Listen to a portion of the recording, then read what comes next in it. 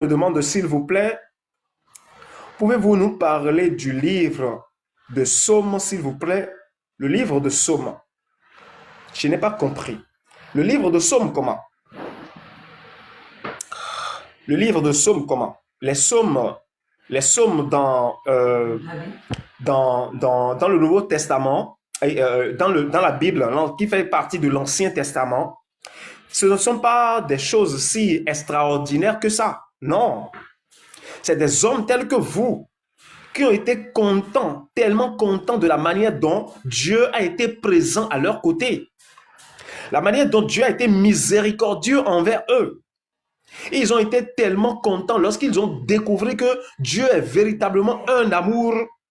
Et ils ont dit, nous allons lui rendre gloire.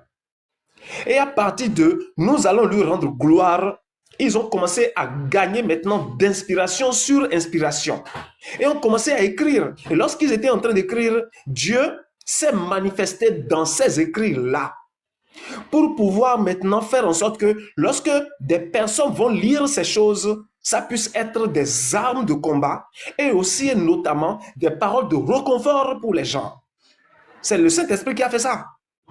Donc les psaumes ne sont pas des choses si extraordinaires que ça, non.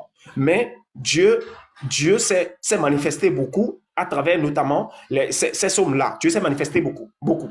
Pour permettre à ce que, parce que les hommes qui écrivaient ces psaumes étaient des personnes qui étaient tellement contents, tellement joyeux de ce que le Seigneur avait fait pour eux. Et ils voulaient nécessairement faire quelque chose pour laisser de traces et démontrer aux gens du futur que le Dieu dont nous parlons est un Dieu vraiment concret qui est toujours là. Et que l'homme n'a jamais été obéissant envers lui. Mais malgré que l'homme n'a jamais été obéissant envers lui, ce Dieu a quand même toujours été là et à faire des choses qui ont même dépassé l'entendement humain. C'est ça, c'est juste ça. C'est pour cela que David avait écrit lui-même lorsqu'il prenait le stylo et qu'il voulait écrire, qu'il commençait à écrire, qu'il finit d'écrire, qu'il relit maintenant ce qu'il a écrit.